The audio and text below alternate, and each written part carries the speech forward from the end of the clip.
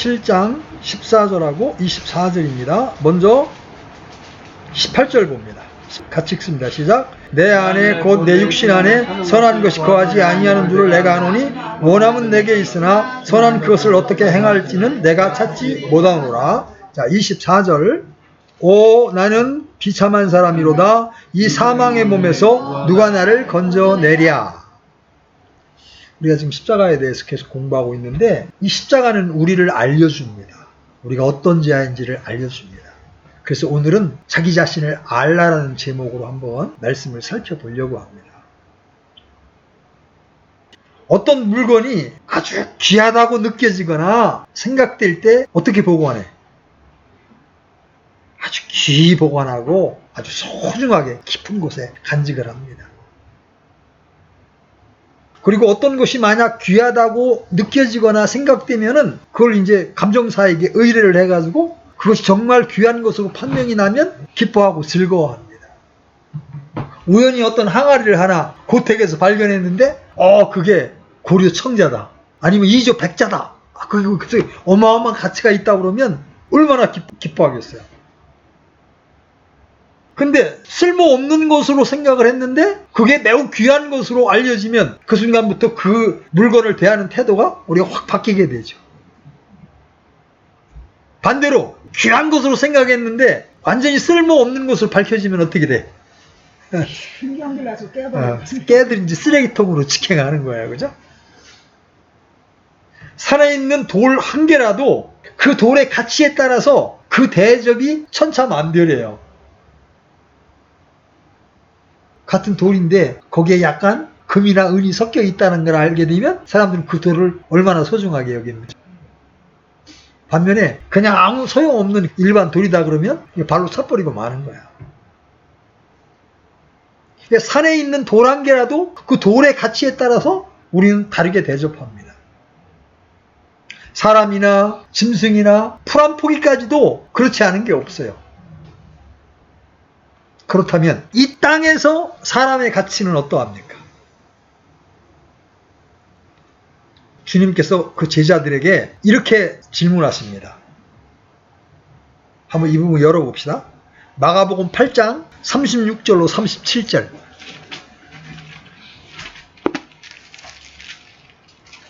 마가복음 8장 36절로 37절.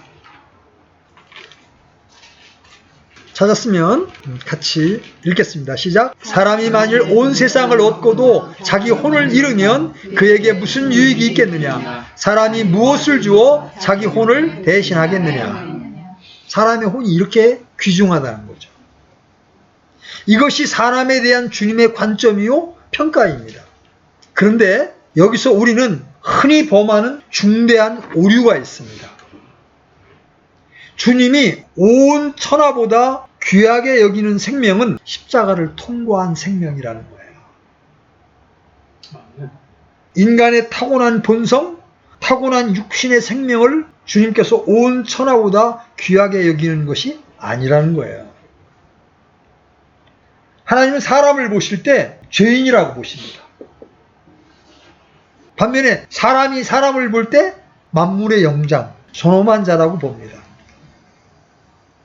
하나님은 사람들을 예외 없이 모두 사악한 죄인으로 보시기 때문에 모두 사형에 해당하는 자들이요 지옥의 불덩이에 던져놓아야 마땅한 쓰레기만도 못한 존재들로 보신다는 거죠.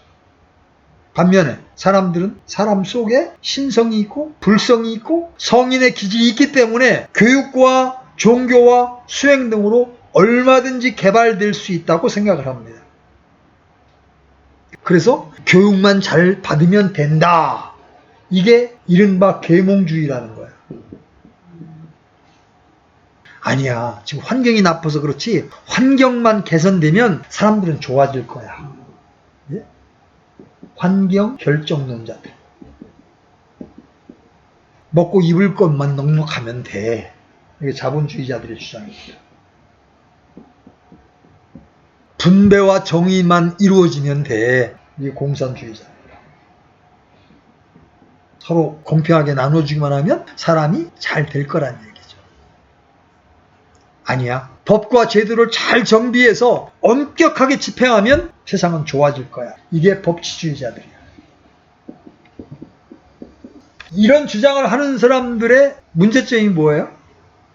그들은 하나같이 인간의 부패성이나 사악함을 전혀 모른다는 겁니다.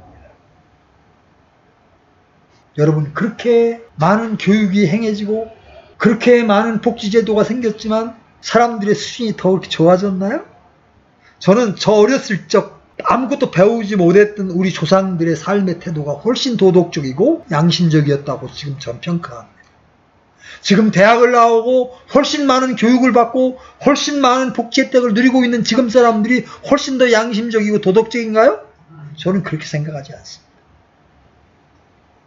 이들의 이런 주장들에도 불구하고 인간은 여전히 사악하고 여전히 악합니다. 왜 그렇습니까? 우리 안에는 아담이 타락한 이후 우리 안에 죄성이 들어온 이후에 인간은 이 부패성과 사악함을 피할 길이 없다는 거예요. 우리는 쓰레기를 분리할 때 재생 가능한 쓰레기는 따로 분리수거하고 폐기되어야 할 쓰레기는 바로 소각장으로 가도록 합니다. 하나님께서 범죄한 아담의 후예들을 보실 때 재생 가능한 쓰레기 정도도 보시지 않으십니다. 하나님은 사람을 보실 때 십자가에 처형되어야 할 사람들로 보십니다. 십자가는 인간의 존엄성, 중심성을 완전히 파괴하는 형틀입니다. 몸을 하늘로 높이 들어올려 매달리게 해서 양손과 양발에 못을 박아버립니다. 거기에는 인간의 거룩함이나 숭고함은 조금도 찾아볼 수 없습니다. 여러분, 가끔가다 예수님 십자가에 달리신 모습이 이렇게 영화나 사진에서 보면 이렇게 몸의 일부를 가린 걸로 나오잖아요? 본래 십자가 형틀의 사형은요, 완전히 빨개 벗기는 겁니다. 온 수치를 다 드러내는 세상에서 가장 참혹한 형벌이에요. 인간의 정확한 가치는 십자가에 매달려 죽임을 당하는 것 이상도 이하도 아니라는 겁니다. 참으로 역설적이지만 하나님은 이런 인간을 구원하시기 위해 자신의 독생자를 보내신 거예요. 사람은 하나님의 이런 인간에 대한 관점을 거부합니다. 그래서 복음을 거절하는 거예요. 자신이 그런 죄인이라는 사실을 도저히 수용할 수 없고 인정할 수가 없는 겁니다. 그래서 오죽하면 성경을 정오문학이라고 부릅니다. 성경이 세상 가운데서 가장 많이 팔린 책이기도 하지만 사람들에 의해서 가장 미움을 받는 책이기도 합니다. 왜 그래요? 인간을 그렇게 규명하거든요. 인간이 형편없는 죄인이다. 십자가에 처형될 수밖에 없는 죄인이다. 그러니까 그 사실을 수용할 수 없고 인정할 수가 없는 겁니다. 진리에 비친 말씀은 우리의 죄성을 비춰줍니다. 아무리 숨기려고 해도 숨길 수 없는 인간의 본질에 대해서 말씀해 줍니다. 그래서 사람들이 말씀을 듣는 자리에 나오려고 하지 않는 겁니다. 제가 여러 번 말씀드렸잖아요. 제가 직장 다닐 때 제 동료나 부하 직원들 우리 집에 와서 고스톱 한번 치자 그러면 20명이 와서 고스톱 쳐요. 그런데 제가 구원을 받고 난 다음에 와서 복음을 한번 들어보자. 20명이 다 약속을 했어요. 오겠다고. 근데 단 한 명도 약속한 시간에 달하지 않았어요. 왜 그래요? 복음의 말씀이 비춰지게 되면 우리의 죄악됨이 드러나거든. 그래서 말씀이 들려지는 자리에 사람들이 나아가려고 하지 않는 거예요. 사람들은 자신의 가치를 만물의 중심, 만유의 중심에 둡니다. 그러나 만물의 중심은 인간이 아니라 하나님이신 예수 그리스도이십니다.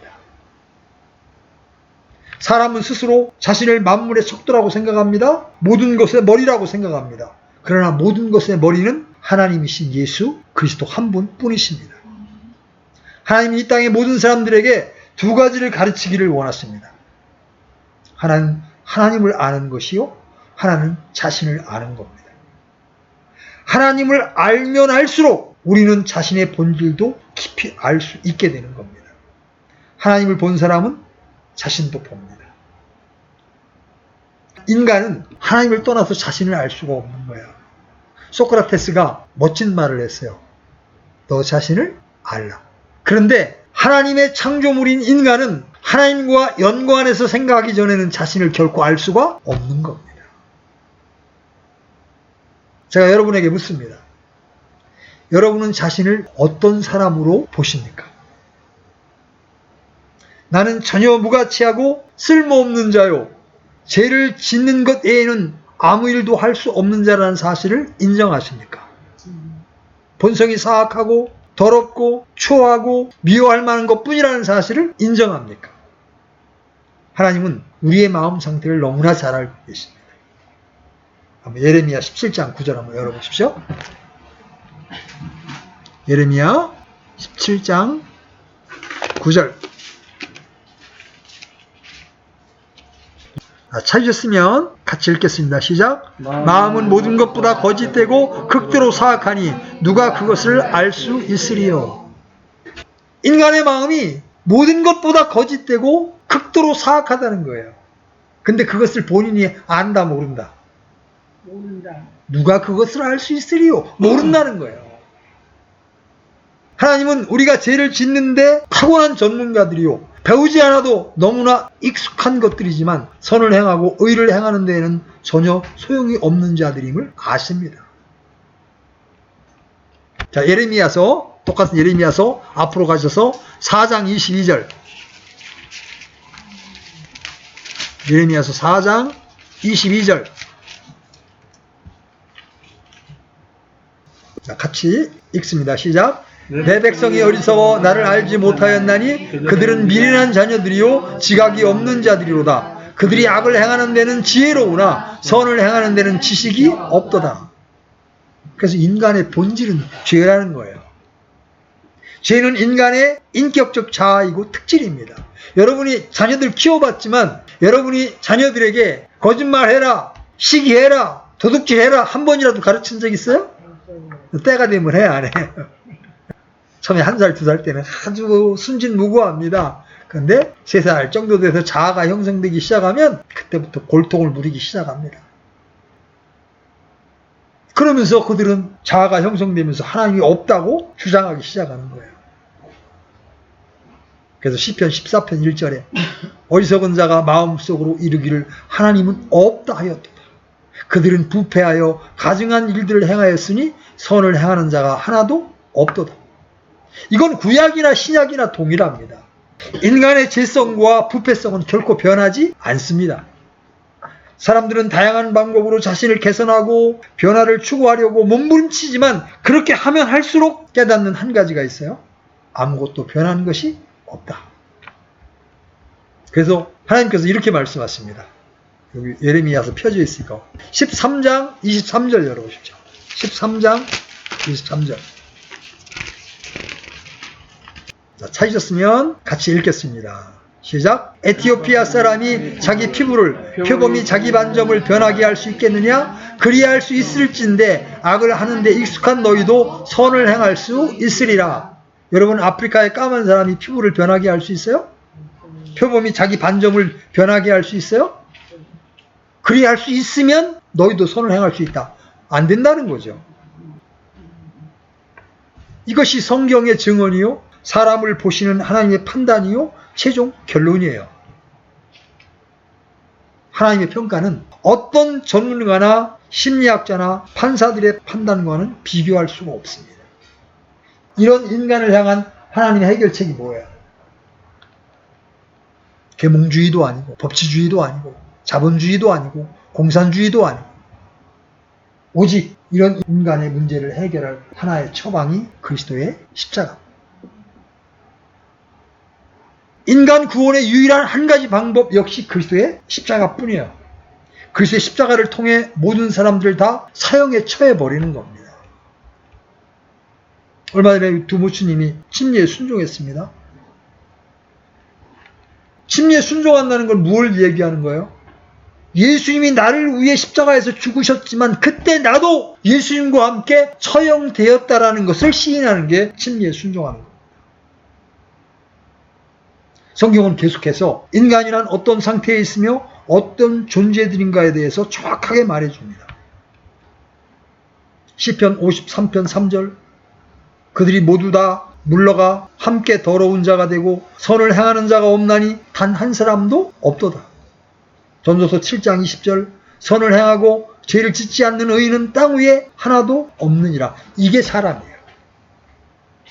이것이 저와 여러분의 상태였습니다.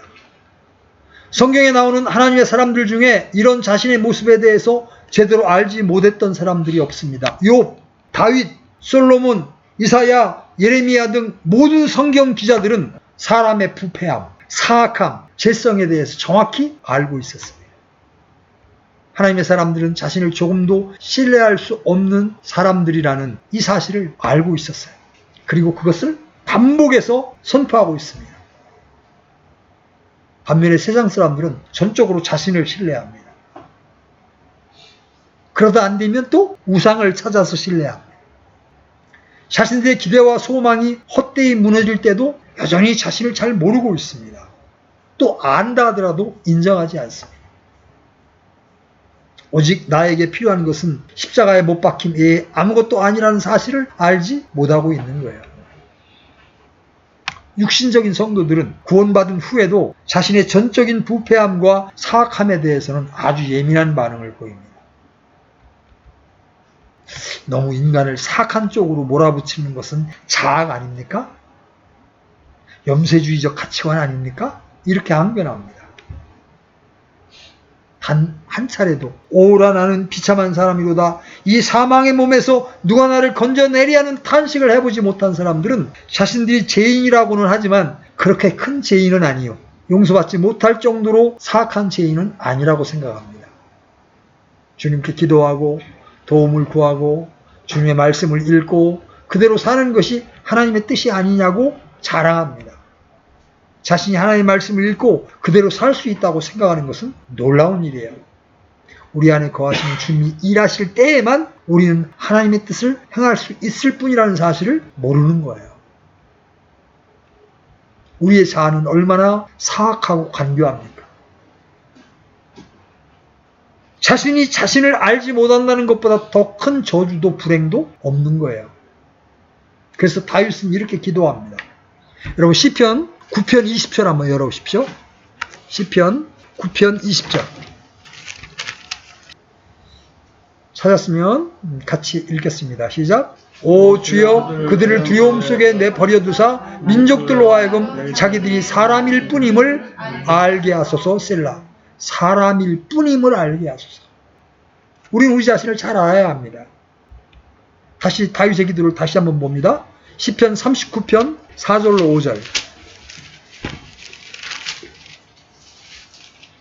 같이 읽겠습니다. 시작. 주여 나로 하여금 내 종말과 내 날들의 한계가 어떠한 것인지 알게 하사 내가 얼마나 연약한 존재인지 알게 하소서. 보소서 주께서 내 날들을 한 뼘만큼만 되게 하셨사오니 내 시대가 주 앞에는 없는 것 같사오며 참으로 모든 사람은 최선의 상태에서도 전적으로 헛될 뿐이니이다. 셀라. 사람이 최선의 상태에서도 전적으로 헛되다는 거예요. 다윗은 자신의 상태를 알게 해주시기를 구했습니다. 다윗이 기도한 것은 적에게 승리를 구한 것도 아니요 자식이 잘 되게 구한 것도 아니에요. 다만 자신이 어떤 존재인지를 알게 해달라고 구했습니다. 우리는 하나님이신 예수 그리스도가 누구인지를 알고 자신이 누구인가를 아는 것이 가장 중요합니다. 자신이 아는 자신과 성경이 말해주는 나의 모습이 다르면 우리는 영적 생활이 아예 불가능한 겁니다. 주님은 우리의 가치를 십자가로 보여주시고 선포해 주셨습니다. 십자가에 처형되어야 마땅할 자라는 게 우리의 실존이에요. 누가 귀한 물건을 가져왔는데 쓰레기통에 버려라고 말한다면 그 물건의 가치는 무엇이 됩니까? 쓰레기가 되는 거죠. 하나님께서 우리를 향해 십자가를 지라고 하면 우리의 가치는 무엇이 되는 겁니까? 십자가에 못 박혀 죽어야 할 죄인이라는 뜻입니다. 우리는 우리 자신을 어떻게 평가할지 몰라도 하나님은 우리의 모습을 그리스도의 십자가란 한마디로 요약해 주시는 겁니다. 하나님을 알고 난 후 우리가 자신을 볼 때 우리의 본 모습은 조금도 존중할 만한 것도 자랑할 만한 것도 신뢰할 만한 것도 없음을 절실히 깨닫게 됩니다. 사람은 최선의 상태에서도 헛될 뿐이에요. 자신이 자신을 알지 못할 때 헛된 기도를 드리고 헛된 망상을 하게 되는 거예요. 시편 62편 9절도 한번 가보겠습니다. 시편 62편 9절. 우리가 도대체 어떤 자인가? 같이 읽습니다. 시작. 참으로 지위가 낮은 자들은 헛되며 지위가 높은 자들은 거짓되니 저울에 달면 그들은 다 더해도 허무보다 가볍도다. 아무리 뛰어난 자라 하더라도 저울에 달아보면 그들의 무게를 다 더해봐도 허무보다 가볍다. 이것이 우리 자신의 모습이라는 거예요. 인간의 본질은 신성한 것이 아니라 사악하며 그 열매는 부패하다는 거예요. 우리의 육신을 알면 알수록 우리는 날마다 자기를 부인하고 자기 십자가를 지는 것 외에 달리 영적인 삶을 살 수 없다는 이 기본 진리를 깨닫지 않을 수가 없는 거예요. 여러분, 왜 사람들이 하나님의 말씀을 싫어합니까? 왜 예수 그리스도를 싫어합니까? 우리의 이러한 본질을 숨김없이 드러내거든요. 그게 싫은 겁니다. 그리스도의 십자가는 우리 자신의 상태, 우리 자신의 본질에 대해서 내려진 하나님의 심판이요 하나님의 저주입니다. 주님이 못 박히신 십자가는 우리 자신이 못 박힌 십자가예요. 십자가는 그 당시 사회에서 가장 사악한 죄인에게 내려지는 사형이요 저주이며 수치이고 모욕입니다. 오늘날 성도들이 십자가를 대하는 태도는 매우 피상적이고 상징적입니다. 그래서 가끔가다 여러분 교회를 다니는 사람들이 자기의 정체성을 나타내기 위해서 어떻게 합니까? 차에 십자가를 달거나 목에 십자가 목걸이를 달죠. 그 표를 보는 순간 교회 다니는구나, 신자이구나. 그런데 엄밀한 의미에서 십자가를 목걸이나 반지 문양으로 걸고 있다는 것은 나는 사악한 죄인입니다. 나는 여기에 못 박혀 죽은 죄인입니다. 나는 죄인의 혈통을 받아 죄 가운데 태어난 사람입니다. 나는 지금도 여기에 못 박힌 채 살아가야 되는 존재입니다. 이런 뜻인 거예요. 거기에 어떤 영광도 자랑거리도 없는 거예요. 만약에 이런 뜻으로 자신이 십자가 목걸이, 귀걸이, 반지 등을 하면서 자신을 성찰하는 무엇으로 삼고 있다면 그건 잘하는 거예요. 오늘날 교인들이 목걸이나 귀걸이, 반지로 쓰이는 이 십자가는 나는 그리스도입니다. 그것도 독실한 그리스도인입니다. 신앙이 좋은 사람입니다. 저를 믿어주세요 라는 표시로 자신을 높이는 도구로 사용할 때가 많습니다. 이것은 십자가의 의미와는 정반대인 거예요. 자, 시편 51편 5절 앞으로 돌아가셔서 시편 51편 5절 같이 읽습니다. 시작. 보소서 내가 불법 가운데 형성되었으며 내 어머니가 죄 가운데에서 나를 수태하였나이다. 엄마 뱃속부터 난 죄 가운데 내가 잉태됐다는 거죠. 그러므로 우리는 그리스도의 십자가에 못 박혀야 하고 완전히 처리되어야 합니다. 십자가에 못 박힌 자는 죽음 외에 어떤 것도 얻을 수가 없죠? 지나가는 사람들에게는 수치와 모욕과 저주와 침뱉음을 당할 뿐입니다. 그럼에도 불구하고 우리는 그리스도의 십자가 외에는 아무것도 자랑할 것이 없습니다. 그래서 바울은 그러나 나는 우리 주 예수 그리스도의 십자가에 결코 어떤 것도 자랑할 수 없나니 그분으로 말미암아 세상이 나에 대하여 십자가에 못 박혀 있고 나 또한 세상에 대하여 그러하니라. 십자가는 죄인들에게 유일한 자랑거리입니다. 십자가는 하나님의 권능이요 하나님의 지혜이기 때문이죠. 십자가는 우리의 죄의 몸을 멸하는 유일한 수단입니다. 십자가는 주님의 공의와 사랑이 만나는 곳입니다. 십자가는 주님의 용서와 화해가 부어지는 곳입니다. 십자가는 우리의 옛사람 아담으로부터 주어진 성품, 기질, 본성, 생명을 완전히 처리하고 그리스도 예수님 안에 있는 새 생명, 새 성품, 본능을 지닌 새 사람을 주는 곳이에요. 그래서 십자가는 예수 그리스도를 영접하는 순간, 즉 구원받는 순간에만 필요한 구원의 수단이 전부가 아니에요. 구원받은 성도의 일생이 온전히 십자가에 못 박힌 삶이어야 합니다. 그래서 십자가는 우리의 전생애를 완전히 주장해야 하는 거예요. 그런데 지금도 중요합니다. 인간의 육신이란 얼마나 간교한 것인지 구원받은 이후에는 이전보다 더 큰 도둑놈이 되고 탐욕스럽게 됩니다. 주님보다 주님이 은사를 탐내고, 주님보다 주님이 주신 능력을 기대하고, 주님 자신보다 주님이 주실 무엇을 더 많이 얻어내기 위해 안달을 부립니다. 마치 탐욕에 젖은 아들이 아버지의 지위를 이용하고, 아버지의 재산을 이용하고, 아버지의 이름을 팔아먹고, 아버지로부터 좀 더 많은 것을 얻어내기 위해 머리를 쓰고 애쓰듯이, 오늘날 성도들은 그런 식으로 교회를 나오고 기도를 하고 찬양을 하고 예배를 드립니다. 하나님 아버지로부터 좀 더 많은 복을 받고 성공을 얻고 원하는 무엇을 얻기 위해 노력합니다. 우리의 육신은 사악하게도 주님마저도 자신을 위해 이용하려고 든다는 거예요. 때로 세상적인 복과 성공은 관심 없다는 사람은 종교적인 의와 거룩함과 경건함을 추구하면서 그런 것들로 자신을 치장하려고 할 때가 있어요. 하나님의 지혜를 얻고 의를 얻고 거룩함을 얻어서 자신을 그걸로 꾸미려고 열망을 합니다. 자아에게서 나온 선은 위선입니다. 자아에게서 나온 의는 자기 의입니다. 여러분, 자존심이라는 게 뭐예요? 자기를 높이는 거잖아요. 자신이 높임을 받고 인정을 받을 때 얻는 느낌을 자기만족, 성취감이라고 부릅니다. 자신이 밀려나는 것을 느낄 때 자신을 밀어내는 대상을 향해서 느끼는 마음이 바로 시기심입니다. 질투입니다. 자아가 불만족할 때, 자아가 상할 때 나오는 반응을 우리는 분노라고 표현합니다. 비겁함이란 무엇입니까? 자아가 받아야 될 무엇을 피하기 위해 다른 곳으로 돌리는 겁니다. 자기 영광, 자기 자랑, 자기 확신, 자기 의, 자기 무엇 등 셀 수 없는 이름을 갖다 붙일지라도 자기로부터 비롯되는 것은 무엇이나 하나님이 받으실 수 없는 거예요. 자기 배를 채우려고 하는 일도 혐오스럽지만 자기 이름을 높이려고 하는 일도 참아 볼 수가 없는 거예요. 오늘날 우파 진영의 자칭 선지자라고 말하는 사람들 보십시오. 다 자기를 높이고 있지 않습니까? 윤석열 대통령이 내 말을 들었으면 탄핵을 안 당했을 텐데. 지가 하나님 자리에 올라가는 겁니다. 또 한편에 그 선동자, 요새 전한길인가? 역사에 했던 사람 가관입니다.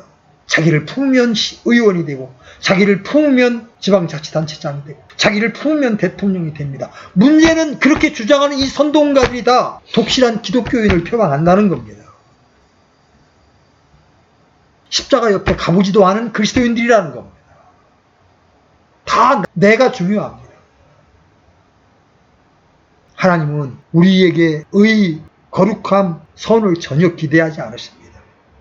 왜? 그분께서는 우리의 구조를 아시고 우리가 뭔지임을 아십니다. 그들이 다만 육체에 지나지 아니하며 지나가고 다시 오지 아니하는 바람임을 그분께서 기억하셨다. 문제는 우리 자신이에요. 우리 역시 이 사실을 안다면 우리는 절대로 자신을 신뢰하거나 교만하거나 자랑하지 않을 겁니다. 그러나 사람들은 조금만 사정이 나아지고 영적인 성장과 승리를 경험할 때면 여지없이 자신이 무엇인가 된 줄로 생각하는 경향이 있다. 하나님께서 우리의 삶의 실패와 좌절과 절망과 쓰라림을 경험하게 하시는 것은 우리를 낮추시고 우리 자신이 얼마나 쓸모없는 자인가를 알게 하려 하시네요. 나 자신에게 어울리는 것은 오직 십자가에 아무것도 없다는 것을 알게 하시는 겁니다. 십자가는 철저히 자아를 죽음에 처하게 함으로써 아무 선도 아무 악도 행할 수 없게 만들어버립니다. 성도들이 성경을 크게 오해하는 것은 그리스도의 십자가는 나의 죄를 처리했다, 나의 악을 처리했다고 믿는 거예요. 반은 맞는 말이지만 그렇지 않습니다. 그리스도의 십자가는 나의 죄, 나의 불법, 나의 위선, 심지어 나의 선, 나의 의, 나의 거룩함도 남김없이 다 처리했습니다. 나라는 자아를 처리해버렸기 때문이에요. 하나님은 나의 죄, 불법, 허물도 원치 않으시고 나의 선, 여기서 나라는 걸 주목해, 나의 선, 나의 거룩, 나의 의도 전혀 원치 않으십니다. 하나님은 카인을 받지 않으셨죠? 카인이 들고 온 예물도 받지 않으셨습니다. 사울이 남겨놓은 좋은 양떼를 기뻐하지 않으셨습니다. 왜? 그게 전부 다 나로부터 나왔기 때문에 그렇습니다. 하나님에게서 나온 것이 아닌 자기 의는 더러운 누더기와 같고, 하나님에게서 나온 선이 아니고 하나님에게서 나온 거룩함이 아니고 하나님으로부터 나온 사랑이 아니라면 그것은 자신을 신뢰하고 자랑하는 수단에 지나지 않습니다. 어떤 이는 눈물을 흘리며 기도를 많이 합니다. 죄를 슬퍼합니다. 그러나 이는 하나님의 영광이나 교회의 덕을 세우거나 형제를 위한 눈물이 아니라 자신이 생각한 만큼 자신의 기대에 충족하지 못하고 자신의 의가 드러나지 않고 자신이 기대하는 선함, 거룩함, 경건함에 도달하지 못한 안타까움과 자아에 대하여 탄식하는 눈물이에요. 그러다 보니 죄를 지어도 내가 이런 죄를 짓다니라는 식이에요. 어떤 이는 열심히 선을 행하고 나름대로 경건하고 의롭게 살려고 애를 씁니다. 그러나 이런 자신의 노력이 인정을 받지 못할 때 매우 짜증을 내고 허물을 느낍니다. 세상은 알아주지 못하더라도 교회 내에서라도 좀 인정을 받았으면 좋겠는데 교회도 자신을 알아주지 않을 때 심히 실망합니다. 이것은 무엇을 말하는 겁니까? 여전히 자아중심이요 본질이 되어 있음을 말하는 거예요. 어떤 이는 자신이 한 기도를 의지합니다. 기도의 대상인 주님을 의지하는 것이 아니라 요즘 열심히 쉬지 않고 드리는 기도했다는 자신의 행위를 의지합니다. 자신이 한 금식을 의지하고 자신이 드린 헌금을 의지하고 자신이 드린 예배를 의지하고 자신이 열심히 읽은 성경 읽은 횟수를 의지하고 자신이 배운 신학적 지식을 의지합니다. 때로 나는 믿음이 있으니까, 나는 기도를 많이 하니까, 나는 성경을 꾸준히 읽고 교회 집회는 다 참석하니까 라는 생각을 하고 있다가 된통을 당한 적 없습니까? 그러다 보면 잠시 승리하고 기쁨이 있는 듯 하다가 다시 실패하고 망하는 경험을 자주 하게 됩니다. 주님께서 우리 자신이 아닌 주님 자신만이 모든 것임을 믿고 깨닫게 하기 위해서 이런 실패를 우리에게 경험하게 하시는 거예요. 그리스도의 십자가는 우리 자신을 철저하게 무너뜨립니다. 우리가 한 영적인 일, 그것이 금식이든 기도이든 성경 읽기든 찬양이든 예배든 구제든 전도든 그 어떠한 일조차도 우리 자신의 의나 자랑이나 영광이 되지 않도록 하시기 위함이요 의지할 것이 되지 못하도록 하기 위한 거예요. 오직 살아계신 주 하나님 한 분과 주님이 말씀하신 그 말씀만 신뢰하도록 하는 거예요. 대부분 신자들은 자신들의 재물이나 육신을 신뢰하지 말아야 한다는 사실을 누차 듣고 알고 있습니다. 자기 재물을 신뢰하는 자는 넘어지려니와 의로운 자는 나뭇가지처럼 번성하리라. 군대 역시 신뢰할 것이 못되죠. 내가 나의 활을 신뢰하지 아니할 것이요 나의 칼도 나를 구원하지 못하리다. 사람들을 신뢰할 수 없다는 것을 잘 압니다. 통치자들을 신뢰하지 말며 도움을 주지 못하는 사람의 아들도 신뢰하지 말라. 조금만 인생을 살아본 사람들은 사람을 믿는 것만큼 허망한 것이 없다는 것을 절절히 고백합니다. 자아를 신뢰하는 자는 어리석은 자입니다. 자기 마음을 신뢰하는 자는 어리석은 자이나 잠언 기자가 그렇게 말하죠. 베드로는 자아를 신뢰했지만 그는 주님이 말씀하신 그날 밤을 넘기지 못했죠. 나 절대로 주님 배반하지 않을 겁니다. 주님이 뭐라고 말씀하세요? 너 닭이 울기 전에 나를 3번 부인하라. 다른 제자들 역시 마찬가지예요. 하나님 우리에게 여러 가지 사건과 환경을 통해서 우리 자신을 알게 하십니다. 베드로는 그 경험을 하지 않았다면 그는 매사에 당당했을 겁니다. 자기를 의지했을 겁니다. 그러나 그 계집아이 앞에서 3번 주님을 부인하는 그 사건을 통해서 자신은 결코 자신을 신뢰할 수 없는 자라는 것을 정확하게 깨달은 겁니다. 실패와 좌절, 고난과 갖가지 어려움은 자신이 더 이상 자신을 신뢰하지 않고 오직 하나님만 신뢰하게 하는 좋은 자양분이 되는 거예요. 그리스도의 십자가를 통해 자신은 철저히 죽음으로 넘겨지고 오직 살아계신 주님만 신뢰하는 성도들이 되어야 하는 겁니다. 십자가에 못 박힌 성도의 삶을 보십시오. 여러분 고린도 후서 1장 9절 한번 여러분 고린도 후서 1장 9절 같이 읽겠습니다. 우리 속에 죽음의 선고를 받았으니 이것은 우리가 우리 자신을 신뢰하지 아니하고 죽은 자들을 일으키신 하나님을 신뢰하게 하려 함이라. 우리는 구원받는 그 순간 전적으로 주님을 신뢰함으로 구원을 받았듯이 구원 그 이후의 삶 역시 전적으로 주님만을 신뢰함으로 주님께서 우리 안에 살아계시며 행하는 증거를 얻기를 바랍니다. 살아계신 주님을 신뢰할 때 우리의 자아는 성공과 축복과 영광과 자랑과 칭찬을 얻는 것이 아니라 수치와 모욕을 당하는 삶을 살게 됩니다. 디모데전서 4장 10절 디모데전서 4장 10절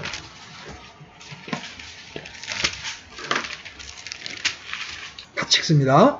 이런 까닭에 우리가 수고하고 치욕을 당하나니 이는 우리가 살아계신 하나님을 신뢰하기 때문이라. 그분은 모든 사람의 구원자시요 특히 믿는 자들의 구원자시니라. 주님을 십자가에 못 박은 세상은 자신들이 못 박은 주님이 우리 안에서 발견될 때 즉시 우리 역시 십자가에 못 박으려고 합니다.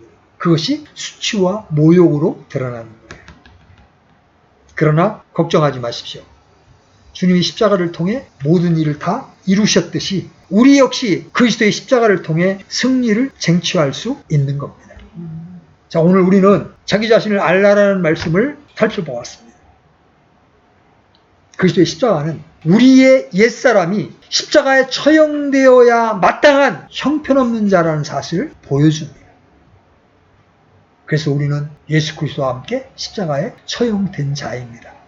그리고 날마다 이 십자가의 옛사람을 넘겨야 합니다. 그래서 바울은 나는 날마다 죽노라 이렇게 고백하는 겁니다. 왜? 나에게서 나온 것은 그것이 설령 의로워 보이고 거룩해 보여도 하나님이 받으실 수 없는 거라는 거예요. 오직 내 안에 살아계신 예수 그리스도부터 나온 것, 그것만이 하나님이 받을 수 있는 참된 의고 참된 거룩함이라는 거예요. 여러분의 옛사람을 결코 신뢰하지 마시고 여러분의 구원자이신 예수 그리스도만 신뢰하심으로 십자가의 승리를 누리는 여러분이 되시기를 주의 이름으로 축복합니다. 아멘.